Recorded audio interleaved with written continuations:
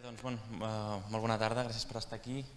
Dono primer 5 cèntims d'introducció de l'empresa Open Cosmos. Bé, en línia amb el propòsit de molts de vosaltres també, la missió d'Open Cosmos és adreçar reptes globals de sostenibilitat, principalment a través del disseny, manufactura i operació de satèl·lits. Dic principalment perquè Open Cosmos no limita la seva activitat només a aquesta part, com ja explicaré més endavant.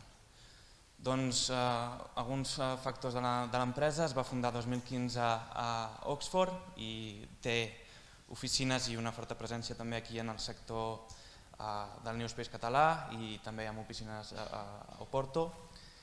I sent EBITDA positiu dels últims 2 anys amb 50 a 100 empleats, actualment opera 3 satèl·lits en òrbita, 5 missions s'han llançat fins ara, 8 satèl·lits estan sota desenvolupament i 8 altres satèl·lits estan assegurats per ser desenvolupats endavant. Doncs partint de l'estat actual de la tecnologia i aquesta intenció d'adreçar els reptes de diversos mercats, Open Cosmos tracta d'adreçar aquests reptes a través de 3 línies de producte principals: Open Orbit, Open Constellation i Data Cosmos. Open Orbit és la provisió de missions de satèl·lit a requeriment de client. Open Constellation és la infraestructura compartida que Open Cosmos disposa en forma de xarxa de constel·lació de satèl·lits on els usuaris poden compartir i cedir capacitat d'aquests. I finalment Data Cosmos, que és la part de plataforma de dades de la que us explicaré més endavant. Doncs passaré ràpid per aquesta slide. En quant al rol d'Open Cosmos com a proveïdor de missions espacials, Open Cosmos adreça totes les etapes de provisió d'una missió des de la concepció de la idea fins a l'entrega de dades analítiques, fent interfície amb tots els agents necessaris per posar en òrbita un satèl·lit, i aquí un petit catàleg de les missions en les quals Open Cosmos ha desenvolupat les missions. Veiem Enxaneta, Manut, que actualment està donant ja servei d'imatges, i després alguns altres satèl·lits també amb capacitat AI, com explicaré ràpidament després. Veiem Dover, que va fallir al llançament. Després una sèrie de satèl·lits de 6U que disposen d'imatges multiespectral, també satèl·lits amb imatges hiperespectral i finalment també alguns satèl·lits científics en fase de risking, a part dels 8 satèl·lits assegurats per l'Atlantic Constellation a Portugal. Doncs això és una mica el resum a nivell de proveïdor d'infraestructura, però Open Cosmos principalment es relaciona amb l'AI a través del downstream, a través de la provisió d'una plataforma on els usuaris poden accedir a aplicacions que deriven en informació útil d'observació de la Terra. Aquesta plataforma, que es diu Data Cosmos, pot contenir integrades diverses aplicacions per sectors com l'agricultura, el canvi climàtic, l'energia, els desastres, la seguretat, a través de la disposició de diversos tipus de dades, ja sigui de part de satèl·lits de tercers o dels propis satèl·lits d'Open Cosmos o del programa Copernicus, i cada aplicació s'optimitza segons el tipus de dades del que disposem. Sí, doncs aquí us faig una breu demo de la plataforma perquè pugueu estar al tanto de què és el que estic parlant. Bàsicament aquest és el menú, podem accedir aquí a la part d'aplicacions. La part d'aplicacions és un itinerari on els desenvolupadors d'aplicacions poden carregar i poden integrar les seves aplicacions.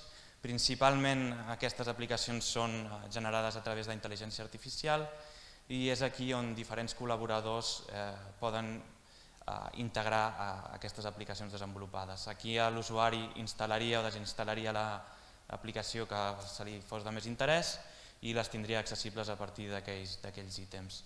Hi ha diversos tipus d'aplicacions. La que mostro aquí en pantalla és Mapflows, un tipus d'aplicació a demanda on tu pots seleccionar quin producte vols obtenir i una regió d'interès. També hi ha altres tipus d'aplicacions sota subscripció. Aquí tenim un exemple de detecció d'oil spills que us mostrarem una mica més a nivell de visualització després. En aquest cas pots seleccionar una àrea d'interès, una dada una data de començament i de finalització on vols rebre aquesta informació útil. Llavors OpenCosmos actua en base a subscripció i en quan hi hagi algun tipus de detecció o informació útil per l'usuari, aquest resultarà notificat. Doncs important mencionar que aquí és on els diferents col·laboradors integren les seves aplicacions per formar part de la plataforma. Totes aquestes aplicacions es construeixen sobre les tres principals funcionalitats de la plataforma, que les trobem aquí dalt, bàsicament són el catàleg, els projects items i el tasking. El catàleg és l'emmagatzematge de totes les dades que OpenCosmos té disponibles, per les quals després el desenvolupador d'aplicacions o l'usuari pot desenvolupar les seves aplicacions a sobre, llavors en l'etap de Project Items es pot veure aquesta visualització. Finalment tenim el tasking, que és per adquirir futures imatges que s'adquiriran pels satèl·lits disponibles en un futur. Ràpidament pel catàleg, hi ha diverses maneres de poder fer un filtratge. Tot això són dades que estan emmagatzemades i adquirides en el passat. Podem seleccionar una àrea d'interès, podem seleccionar el satèl·lit del qual volem disposar aquestes dades o filtrar per diferents tipus d'ítems com resolució, bandes, tipus de dades. Llavors, seleccionant unes dades del passat, la plataforma ens ensenya un repertori d'imatges sobre la regió d'interès. Com veieu, aquí tenim el footprint corresponent i una mica d'informació preliminar perquè també al desenvolupador d'aplicacions li sigui útil entendre si serà útil la imatge per generar una aplicació en top, com a detecció de núvols. Aquí ràpidament una aplicació, la que us he mostrat abans de detecció de vessaments de petroli. En aquest cas és informació vectorial que està integrada sobre el mapa i també disposa d'informació addicional, com per exemple aquí ha sigut l'infractor en aquell cas d'aquell vessament. Un altre tipus d'aplicacions, en aquest cas informació pixelada també sobre el mapa, això seria quantificació de clorofil·la. Com veiem, on hi hauria més concentració de clorofil·la seria on tenim el color vermell més intensificat. Doncs això una mica de resum dels project items i del catàleg. Ara mostrar una miqueta el que és aquesta part del tasking. Igual es pot seleccionar una regió d'interès, es pot seleccionar quin és el tipus de dades del qual vols adquirir informació sobre aquesta regió. En aquest cas s'ha seleccionat un satèl·lit i la plataforma calcula quines són les futures oportunitats per adquirir les dades requerides sobre aquesta regió. Doncs després de processar una miqueta, la plataforma et mostra quines són les oportunitats disponibles en un futur. Per oportunitats em refereixo a les finestres per les quals el satèl·lit passa sobre aquesta regió en concret. I segons els diversos valors que deriven una mica dels paràmetres orbitals, inclinació, il·luminació, es pot seleccionar també quina és la data, quina és l'oportunitat més interessada per part de l'usuari. Després es juga una mica amb el rol del satèl·lit un cop tenim l'oportunitat més desitjada i se calcula amb una mica més de detall quina és la regió exacta en la qual volem adquirir aquestes dades. Doncs tot això era per part del front-end.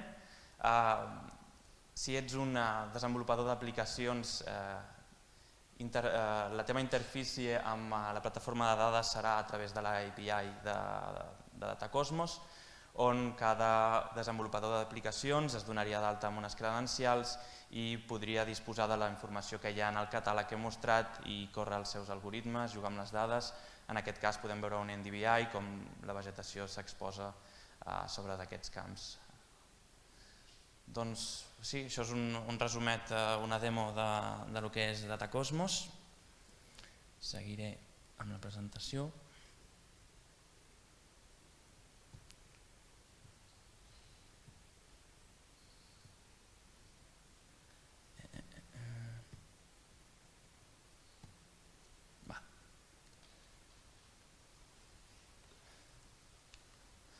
Aquí una mica més de funcionalitats, crec que amb la demo ja he obtingut suficient, hi ha diversos tipus d'aplicacions integrades pels nostres col·laboradors i en relació amb l'AI, OpenCosmos no només està relacionada amb les activitats d'intel·ligència artificial a través del downstream, però també a través de l'upstream a partir d'un parell de les seves missions que desenvolupa. Bàsicament trobem 3 punts principals on la intel·ligència artificial pot tenir un impacte molt positiu sobre aquesta part del sector de l'upstream. Bàsicament la informació que podem adquirir també a terra gràcies a capacitats de computació es pot adquirir a bord, informació útil d'observació de la Terra.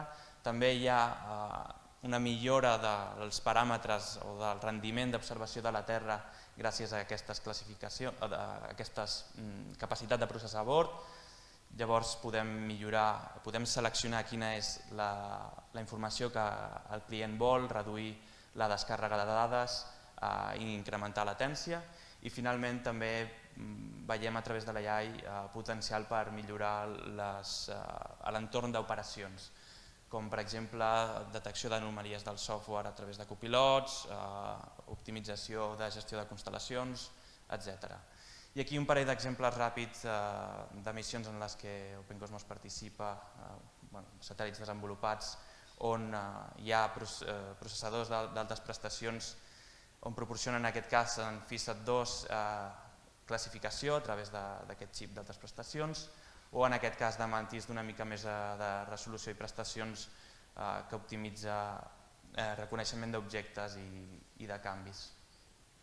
Doncs bé, això és una mica de resum sobre quines són les nostres activitats relacionades amb AI. Només clarificar que per la part de Datacosmos, OpenCosmos no és un desenvolupador d'aplicacions, sinó que disposa d'aquesta plataforma per la qual desenvolupadors d'aplicacions poden integrar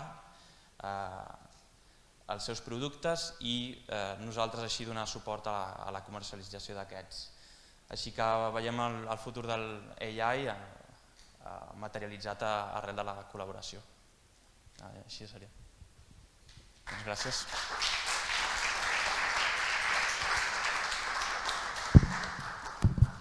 Moltes gràcies, Jeremia.